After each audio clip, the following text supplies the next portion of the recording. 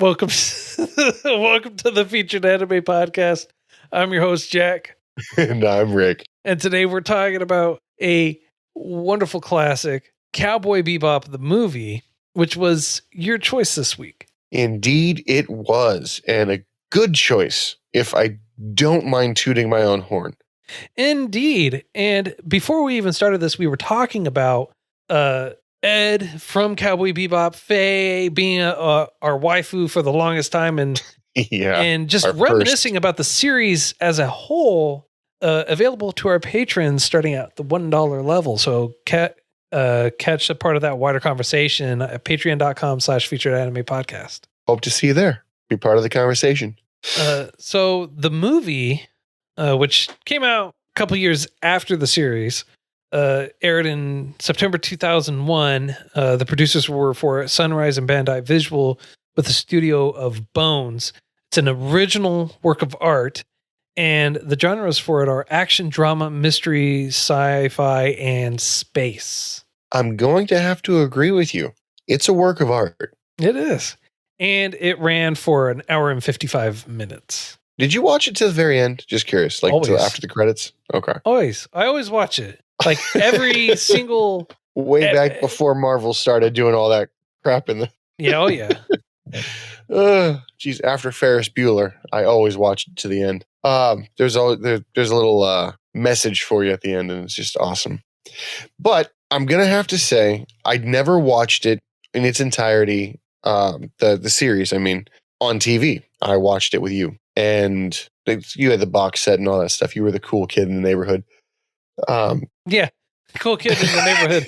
Who couple of weebs watching anime in the middle of the day on a Saturday afternoon. Yeah. Hey, it qualifies. Hey, it does. I'm not going to argue with that. Oh, man. But the reason I bring the box set up and all that stuff, the times I was watching the series with you were awesome and great. And honestly, a fantastic summer. When the movie came out several years later, when I first watched it, apparently I didn't watch it all the way through, or I did and I just forgot about it. But watching it all the way through, watching it years later, brought me right back to that same feeling of just like, this is great. Oh, yeah. And yeah, it was wonderful. And watching it again this time, I was able to bring my girl into it. And she mentioned that she was not a fan of Cowboy Bebop. And I'm like, you got to watch the movie. You got to give it a chance. Just try. And afterwards, she's like, maybe I was a little too quick to judge, a little too harsh, if you might even call it that. Oh, yes. And I'm like, yes, you were. This is awesome. And yeah, same feeling. Brought me back to when I was in middle school and just had nothing to do except enjoy. And it's not often you get that, where nostalgia. Mm-hmm. I'm going to mess that word up every single time. You're good. But when I watch something like that and it's able to bring me back to a happier time where I didn't have any real responsibilities other than finishing whatever I wanted, it was awesome. You're welcome for ruining that for you. Well, and giving that back to you. I was going to say, well, I mean, it worked again, so I wouldn't say it quite ruined it. With that said, though, I'm shocked. I am amazed at how well this held up over time. Oh, yeah. It was 20 years ago when this was new. 20 years.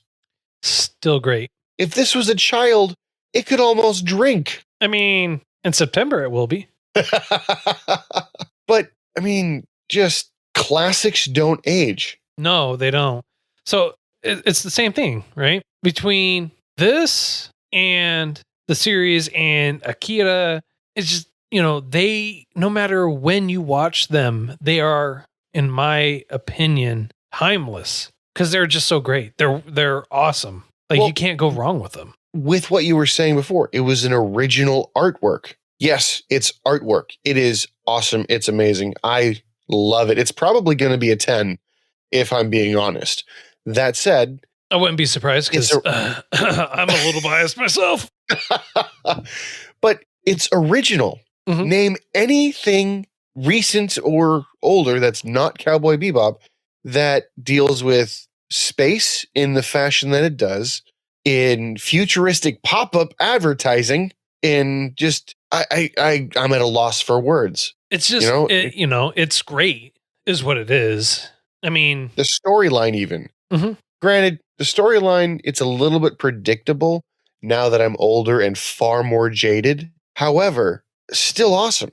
Oh yeah, and I love that that it's the same director and for the storyboard as from the series. You can definitely tell. We Yeah. were talking about that before, but yeah, you can definitely tell because the feeling, the consistency, The music, the music. everything. As one of as Pulsar would say, the vibe was the same. Vibe checked out. Yeah. And yeah, like I would recommend anybody watch this. Yes, it does have a unique set of I would say stop motion animation that is a little bit off-putting, but it's not often. And it has iconic lines in it. Like so just curious, who's your favorite character? My favorite character? Yeah, favorite, top. Oh, favorite female or male? Any, just straight up favorite. Cowboy Bebop crew. Oh, dirty. Dirty. That'd be like saying, who's your favorite rapper? And you're like, Wu-Tang Clan. Like Well, you're not saying one, you're saying an entity. I mean, I get what you're saying, but like it's cheating. It's not cheating. It's cheating. It's not cheating. You asked. I told you didn't like my answer. I'm sorry that I don't think it's specific enough. However, I will go into specifics. My favorite above everybody else is Spike, whom I think I would not be amiss by saying he was kind of the main focus for this movie. Oh, well, he's the main character for the series. Really? Yeah. See, I always thought it was also modeled, from what I remember, he was modeled after Bruce Lee. Really? Yeah. That makes me feel pretty good. Makes a lot of sense, but it also makes me feel pretty good. But he's got one of the most kick-ass lines in the entire movie when he's fighting this ex-military martial artist female, and she's about to kick his butt, and he starts Bruce Leeing it up, for lack of a better term, and he goes, I could never date someone who can't, or I love a woman who can kick my ass. Yeah. And you're like, but she's not. I love it. Oh, yeah. No, his dialogue, even from the series, is great. It's, always like on point, and it's never like him chuckling about whatever he's saying. He just like says it with absolute confidence. Yeah. He's just straight. He oozes confidence. And he's charismatic. He says things that should be a punchline, and the way he says them makes him just awesome. Yeah. One of the reasons why I can't now here's a question. Have you seen it subbed and dubbed, or just dubbed? Series or otherwise? I've seen half of it. Well, I should rephrase. I've only seen it dubbed with no subtitles, and I say that because I watched it in the original Japanese version for about 20 minutes, thinking the subtitles will kick in eventually, or I'll just learn. Because for some reason, you can't buy it unless you have a physical copy. Yep. Amazon Prime doesn't do it anymore. You look it up and it says Hulu has it. They don't. And the reason why I was asking, right? Okay. Is I personally think the voices for this are done better in dubs. I agree. Now, it could be that I'm biased because that's my original consumption of the material was in the dubbed format. Mm-hmm. For instance, when I watched Dragon Ball Z, which we like to go back to, I watched it originally in the dubbed, and I prefer the dubbed. However, when I watch it subbed, it's still pretty freaking awesome. Mm-hmm. But preference-wise, I prefer Vegeta having the Vegeta voice. Yeah. Like the dubbed Vegeta voice rather than the higher pitch, whinier voice that he is given. Yeah. But that's just it grows on you. But in this one, it didn't. The voices didn't feel like they matched. Yeah. In the original. And it just could be that I just I couldn't identify who was talking. Whereas with the dubbed version, again, maybe because I grew up with it, it was very clear who was saying what. Yeah. So I I don't mean, know. I liked it. I liked it. I loved it. I mean, I'm not gonna beat about around the bush. I loved it. I loved the series. It was and the movie. It was great. One of the things I felt really good is about this is that it didn't take you out of the. It's not like you have to watch the series to understand what's going on here. They are able to convey it all, so you're able to understand that Faye has a gambling problem. She's bad with money in general, and that she just kind of disappears and does her own thing. You're instant, even though you're thrown in the middle of this, you understand the dynamics of the crew and how they work together and what's going on. You understand that Ein's not exactly your run of the mill dog, even though he plays almost no part. You can get that he's kind of like on a different level mentally, and that Ed is kind of kooky and crazy. And I'm going to tell you this right now. She's a genius, and I wish I had the kind of interface that she has and the hacking programs that she has. And I'm just saying, strap on those goggles and go swimming in the internet. Exactly. Literally. Yeah. And then you have your little fishes who are your hacking friends. And you're like, hey, I want to go to that website. Okay, we're at the website. What now? Oh, well, can you peel away the top layer so we can get into it? Not a problem, Mr. Sharky Shark. Go ahead, devour the top screen. Okay. And you're just like, how? Magic. Why? Why not? Yeah, exactly. Magic. So how I love, as I was saying, I love how it sets it up. You understand what's going on for everything. And even in the very beginning scene, you understand that one of them's kind of like, I'm just going to go in there and do my thing and it'll work out fine, no problem. And the other one's more of a, like, hey, we need to do it a very particular way, Jet being that guy, and has a very strict mentality versus Spike, who's very flexible in everything that he does. And you understand, like I was saying about Ed, Ein, and all of them. And even though you're thrown in this movie, you instantly, even in the first 10 minutes, feel the camaraderie, the tension as well between them. And it doesn't waste any time in getting to the story. So you have the beginning, it sets everyone up, sets you up for how Spike is, because it's going to center around him mainly. And then it goes into the opening scene, opening credits, which I loved the music for. Again, was great. And then it instantly kicks off with, here's the bad guy, here's your motivation, here's the problem that needs to be solved. Now let's figure it. Now let's take all the puzzle pieces that we have, try and make it fit together, and just kind of go from there. And Spike is kind of set up to be an unwitting hero, savior, so to speak, for everyone that's on Mars. Unwitting or unwilling? Unwitting. Okay. Because in the very beginning, when they go through that debauchery of a robbery, he's complaining that he's got misinformation intentionally. He's not complaining that some dude who was extra decided to hold somebody hostage, for lack of a better word. Right. He's like, you didn't tell me, and I could have just taken care of this issue right now. And Jet was like, misinformation amongst comrades is key. You don't know who could be listening in, and you're like, okay. And what I found really awesome, he throws out, don't give me that art of war bull crap. Yeah. Which is great. But meanwhile, there's a crisis going on. This guy's got a gun to this old lady's head, and I'll blow her head off if you don't drop your weapons. And these guys are arguing like he's not even there. Yeah, but that's for the beginning.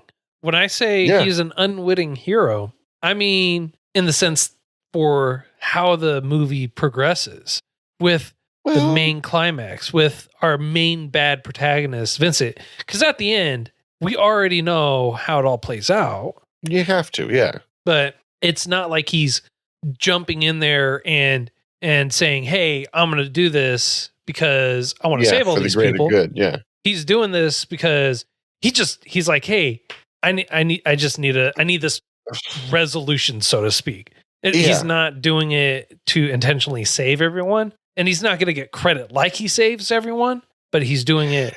Well, that's just it. They never get credit. Yeah. Ever. So the thing I really, the thing I liked that was carried over from the series was your 4 main characters. 4. Jet, Faye, Spike, and Edward. They're individuals to an impressive degree. And what I mean by that is they each have their own way of doing things. And it shows because you have it's not really a group project, but it is a group focus. And they all go about achieving their goal a different way. Even though it's the same goal, they want to capture this guy. They each go about it completely separately. And they don't communicate with each other at all. They're like, hey, here's my lead. What's your lead? They don't work together. They're just like, you do your thing. I'm going to collect all these millions. Yeah. And you're just like, or they just kind of like, I'm not going to do this. All right. And then they leave. All right. I'm actually going to go look into this because I'm nosy and I want to. Nuts. Which discombobulated, uncoordinated, pure insanity. And always broke. Always hungry. Always broke. Well, that's why they're always broke, because they don't work together. Well, and when they do work together, Faye is always like, this is going to charge you $1 million. This is going to charge you a percentage. She's always broke for a completely different reason, but she's always trying to scam her friends. Well, they're not really her friends. They're fellow bounty hunters that she wants to charge a fee for. That's, I mean, have you learned nothing from all of that? I mean, she don't care. She wants her own. She does care about them in the sense that they will help her, but I have a feeling it's not necessarily reciprocated unless there's a monetary gain involved. Exactly. And she's always unlucky. She has a gambling problem, but she always is like, I lost all my money at the racetrack. Well, let me go do a bounty of some kind so I can get dinner. Yeah. Exactly. And it's not even necessarily that they want to buy an extravagant dinner. It's like, no, let's buy some ramen so that way we can actually eat. Get them carbohydrates, yo. And then another classic from Spike is, man cannot live on carbohydrates alone. On complex carbohydrates alone. I want meat. Let's go get a bounty so I can get meat. And then you see him going through the settlement, looking on his own, doing his own thing. And lo and behold, there's meat, but you see him like try to take a bite and then basically vomit. And you're like, well, what was it? Rat or something? Or wombat? Something. And it's hilarious because he's like, yeah, this might work. No, God, no. And it's awesome. It's just, that's an overused word for here, but it is. It is. I mean, you really overuse it though for this movie? For this, I mean, it does apply. Okay. So that what you're saying is no, you can't use it. That's what you're saying. Yeah, no. I feel like it was even after the series ended back in 99, 98, it was still a couple years before the movie came out. Yeah. And I love that they had thrown all the reoccurring characters that you usually saw in the series back in there. So like take the 3 old guys sitting around gabbing, talking trash, making up stories, whatever, what have you. Yeah. Every episode in Cowboy Bebop, I always remember those guys being there every single episode. And I agree with Katz. He's in the chat with us, and he's like a wise person once said, everything is awesome. And that is very true. Everything is awesome, especially when it comes to Cowboy Bebop. You cannot go wrong. The fortune teller Indian, him being in the movie was, I loved that he was brought back there, and he was still as mystic and cryptic as ever. Yeah. Well, I mean, the movie's technically supposed to take place roughly the middle of the movie. Series, sorry, yeah. Yeah. Yeah, the movie takes place in the middle of the movie, obviously. Inception. This is Inception before it became a thing. Yeah. And uh, and that's one of the things that I find like it did really well. It you can place it honestly anywhere in the middle. Like after you get Ed, Ein, and Faye all a part of the crew, you can throw this anywhere in between there and kind of towards the end, and it'll fit perfectly. This is basically what this is an extended episode with a killer opening and killer ending. Literally. Yeah. So I want to touch on something though. You were talking about in the pre-show how you feel like the mini-chlorian nanobots that he has in his body gives him superpowers, right? Yeah. All right. I want you to like explain to me why you feel like he has Superman powers with the midi-chlorians flowing through his blood. Well, the simplest way I could say it is he kicked the crap out of Spike, which is an inhuman feat by itself. Not at all. Spike gets his butt kicked all the time in the series too. I mean, not in the movie. In the movie, he only has to fight one guy, and it's a guy that's military trained, Secret Service commando level, Marine style stuff. I mean, that's been scientifically experimented on. My second point is the fact that he can hold a grenade in his hand till it explodes, and he's fine. Well, you don't know if he was holding it till it explodes because the camera cuts away. You're right. He used shadow clone jutsu. Hey, it doesn't matter. There was still enough time for him to chuck it and jump out the window or some other magic feat and not get blown up. So just saying, it is possible. I mean, my feats are, my reasoning is a little bit more grounded than him being magically enhanced by midi-chlorians. You know what? He's immortal. He's super strong. He can get shot in the hand and then lick his hand. Well, he didn't get shot in the hand. He got grazed by a bullet in his hand. And the reason why he licked his hand is so that way he could put the blood that he was bleeding inside Faye via mouth-to-mouth resuscitation because she was dying from the virus that was floating around. That's tell me that's not what happens. I mean, it's seriously suspect. The way it goes down is seriously suspect. But you're mostly right. You're mostly right. So what I found kind of interesting about the whole situation is Faye. I'm gonna switch to her real quick. She, for lack of a better term, is a self-sufficient, super strong, independent woman who don't need no crew. Every single time, without fail, she's in trouble. Somehow she loses clothing. Well, she didn't lose her clothing. Only the button got cut. And then it was interrupted, mind you, by Vince's, our main baddie protagonist, being interrupted because one of his accomplices shows up when they weren't supposed to be showing up ever. So that's the problem with good help. Well, they get scared. They're like, "Oh, things gonna go down. We're gonna get caught." Blah blah blah. Wah wah wah. And well, here's the solution. I'm just gonna stab you to death, literally. Right? You want money? Here, 1 second. Just let's walk back to the door. I got your money. I got it at the pawn shop. I pawned it for this. I bought this knife at the pawn shop, and it's going in your back. It's good enough. It's good enough. I mean, he could have just left. He's like, you get the rest of it after the party. All right, cool. After the party, that's when I'm gonna show up. Guess what? I mean, like, hey, I'm less likely to be murdered by him at that point. True, man. And then he had. So the big bad of the whole movie was what? A virus? That mimicked blood? Well, it was what do they say? It was lipids. So it was made out of the protein in your bone marrow. So that's why it wouldn't really be seen, because it was literally a nanomachine made from the protein. So it would dissolve after it did its thing. Yeah. So that way there would be no trace.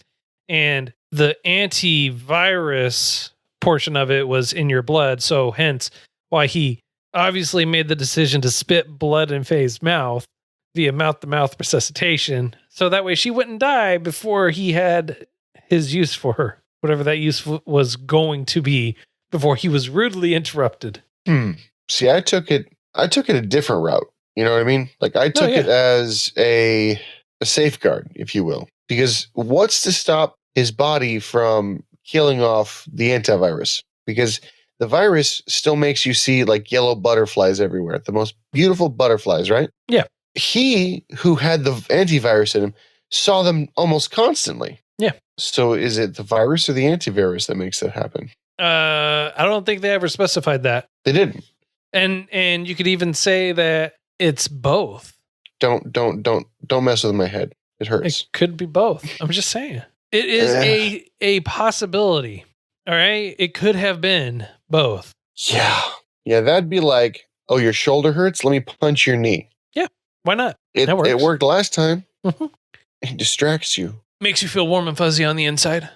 So it doesn't make you immune to the side effects, but it does make you immune to the disease. Yeah. Yeah, I know. I'm confused too. I'm sorry. I'm just trying to wrap my head around how this could even. It's a cartoon. It's an anime. That's the only thing I can think of. It's a cartoon where they built nanomachine robots out of bone marrow protein. Yeah. Where Logic we had a hacker in there who literally lost his mind because Faye shot a video game before he got to Spooky Doki. I mean, I've been in a situation where pausing isn't an option. Well, yeah, but he didn't. Until it became an option. Wasn't even paused. It was destroyed. It got shot, literally. By Faye. Yes.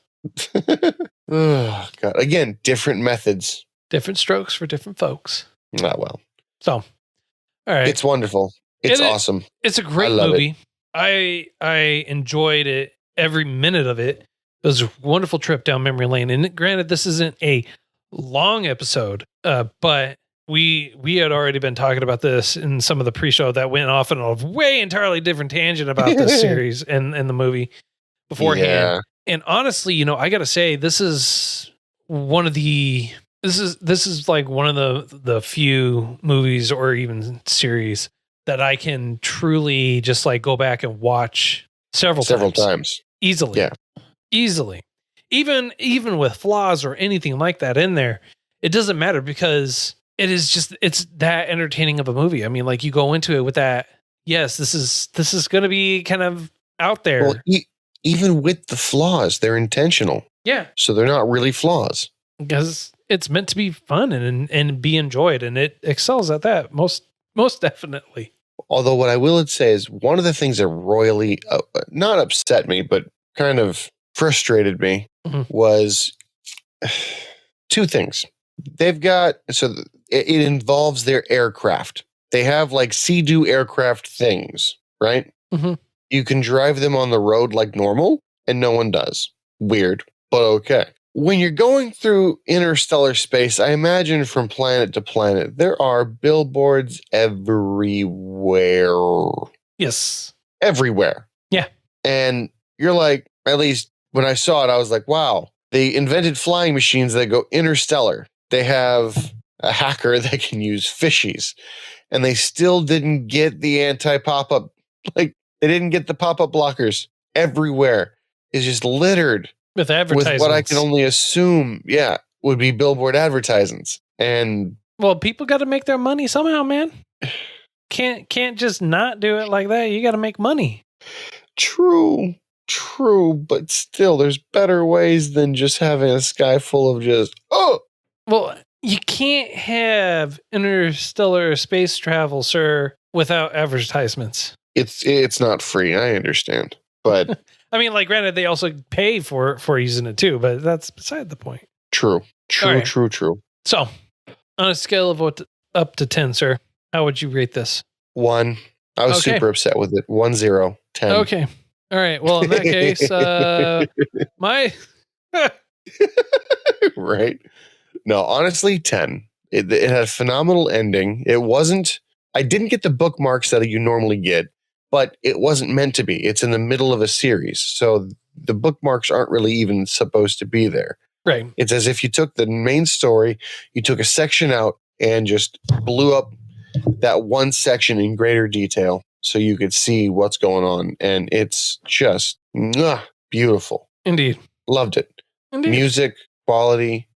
The voice actors were the same, which I appreciated. Yes. And yeah, it was just a cohesive story. Everything worked.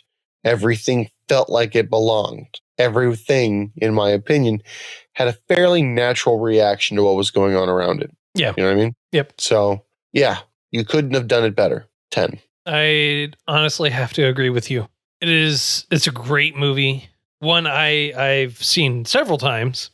I own the DVD for it. I mean, like when I first heard about it, I was like, I got to buy it, and went and bought it. And it definitely does not leave you hanging on how the series is. I mean, like you have that sense of like fulfillment. Like, yes, this totally takes me back to the series and the wonderment of it. And it's even better that it was an original. So there was like no source material for it or anything like that. So it was built from the ground up, which makes it even better in my opinion.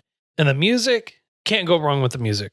Can't go wrong with it. Ever. So we know what my choice was this week was here. What was your choice, sir? My choice for the next watching is going to be Ghost in the Shell, the movie 2, which is Ghost in the Shell Innocence. So I haven't seen Ghost in the Shell 2, but if it's anything like the first, and if it's anything like this, I'm going to say it's going to be really, really good. Just back-to-back bangers. Well, I'll let you ride that high.